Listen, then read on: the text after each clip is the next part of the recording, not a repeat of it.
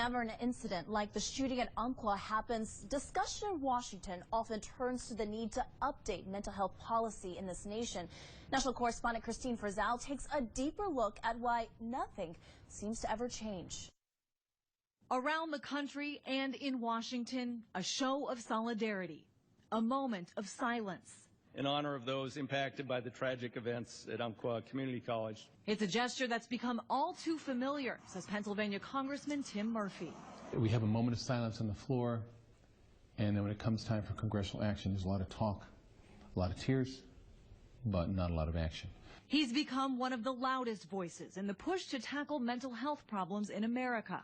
We are at a crisis level of not having enough psychiatric beds. And until we begin to approach mental illness as a brain disease and treat serious mental illness for what it is, more bloody summers. Tackling mental health is, of course, a complex problem. Perhaps that's why so many entities have tried to solve it. But reports show those policies have little accountability, almost no coordination, and lots of government overlap. A Government Accountability Office report found 112 different federal programs spread across 8 agencies, all dealing with mental health issues. How did we get here? Well, that's a really complicated question.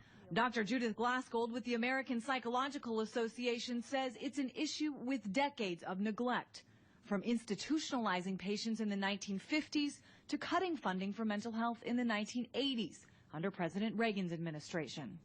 We did move them to community-based treatment, but unfortunately we didn't provide adequate resources to fund those programs. That means young people who show signs of mental illness are often ignored. Once those children don't get the services they need, they'll grow up and they'll have problems. Problems that can affect individuals, their families, and society as a whole. In Washington, I'm Christine Frizzell reporting. We have a link to Congressman Tim Murphy's legislation posted on our website. Just go to abc3340.com and look for this story. In vote 2000.